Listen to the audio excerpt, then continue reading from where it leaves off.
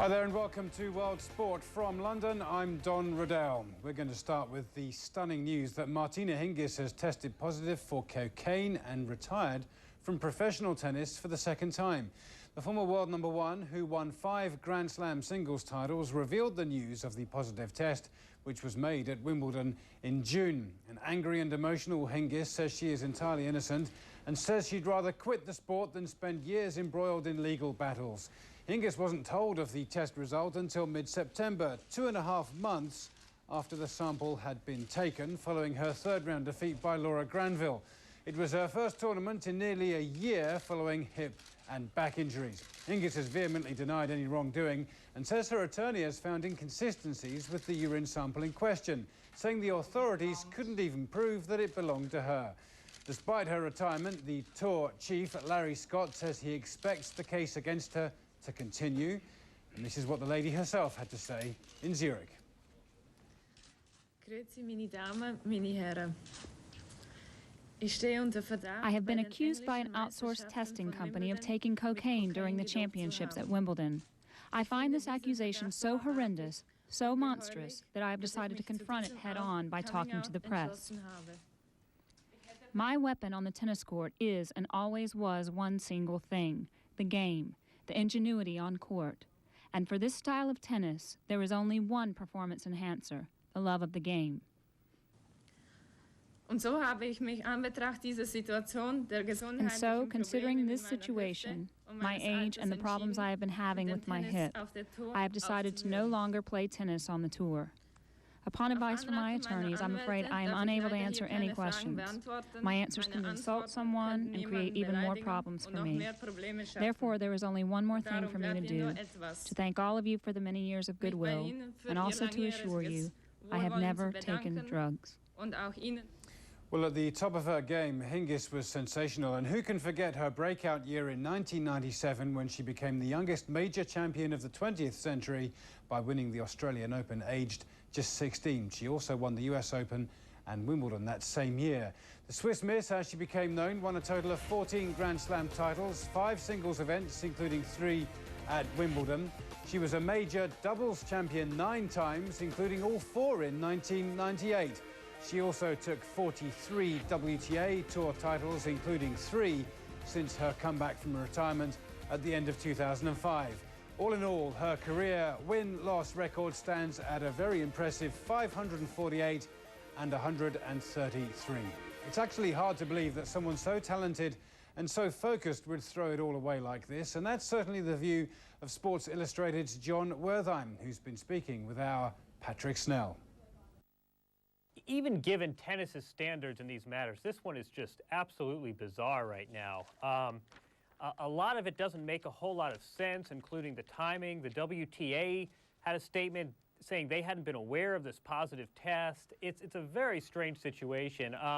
You know, I don't think any of us have firsthand knowledge whether this did or didn't happen, but the timing is a little bit suspect. She did have this negative test. And remember, too, this isn't the first time a tennis player has tested positive and then been exonerated. Unfortunately, there have been cases of that in the past, and in some cases, the players without a players' union have had to fight this themselves, and I think Martina Hingis is right. It's taken years to have their names cleared. Just a very unfortunate situation, and right now, just a very strange situation. What do you make of a decision, though, to retire? She says she wants to avoid a long battle to actually clear her name. She'd had a pretty poor year anyway with injuries, but do you really feel this has been the key issue that's forced it, or would she have gone out earlier again? Yeah, I mean, I think some context is in order here, as you mentioned. I mean, this was a player who made a comeback last year, and this year has really struggled, and, you know, she's had some injuries, she's fallen.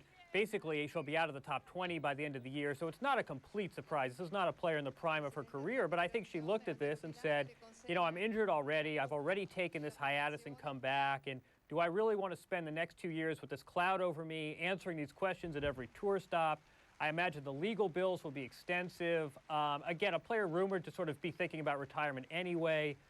You hate to see her go out like this. She was a great champion, and really a nice comeback she made. It's just unfortunate, and you'd hope in the next few months this becomes a little more clear, because right now it's just beyond bizarre. A lot of the time people close ranks when accused and go to ground. She's decided to come out fighting. One of her tactics, she says, to confront the press head on. Do you feel it's a wise move? Well, you know, she's always been a very candid player. This is sort of in keeping with her personality. And, yeah, you know, I do. I mean, she can hide behind no comments and so forth. But I think attacking this head on is certainly a strategy she ought to consider if she really believes she's innocent. And again, for all the, I was telling this to someone else, for all the gossip you hear in tennis and for all the scuttlebutt, the notion of players, A, using cocaine and B, using cocaine right around the time of a major championship is just really hard to fathom. So I applaud her for coming straight up with this, and you just hope that as the facts come in, this will all be made a little clear, because right now it's just random. Speaking of clear, though, John, if it turns out her name isn't cleared, what do you feel her legacy will be years from now? Of course, her excellent career first time around shouldn't be completely overlooked, should it? No, you know, this was a player who, as a teenager, was just a terrific player, nearly winning the Grand Slam all 4 majors in a calendar year. She, you know, is certain to be a Hall of Famer. And again, some of what made her, she sort of polarized public opinion, but always a very candid, very accessible, very opinionated player.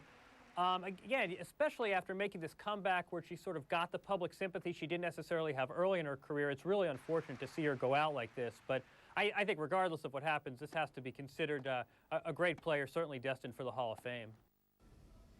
And another of my World Sport colleagues, Terry Badu, has been canvassing opinion as well. The tennis expert Kevin Skinner says that in this sport these days, you should be treated as innocent until proven guilty. It's not just here in the United States, but around the world now. People are starting to take on to the axiom of, you know, innocent until proven guilty. But there have been numerous cases of people who have been tested for doping and for illegal substances before. The important thing for Martina Hingis that she feels is that this is coming late in a career during a comeback when she had established herself as one of the premier talents in women's tennis over the last decade, and that includes taking off a 3-year span. She got herself back in the top 20, but now finds herself fighting injuries and now bad public relations at a time she doesn't feel she can handle this. Now, this is not an admission by her. We heard her say that she has never taken drugs. You have to take her at her word for that. It does come under unusual circumstances, and you also have to take into the fact that she brought forth this herself. She didn't allow them to announce it. She put up the, if you will, preemptive strike to say, this is what happened, but I'm not saying that I did anything, but I just don't have the strength to fight it and be an upper-level top tennis professional. Well, all in all, Thursday was one to forget for Swiss tennis as the men's world #1 Roger Federer was bounced out of the Paris Masters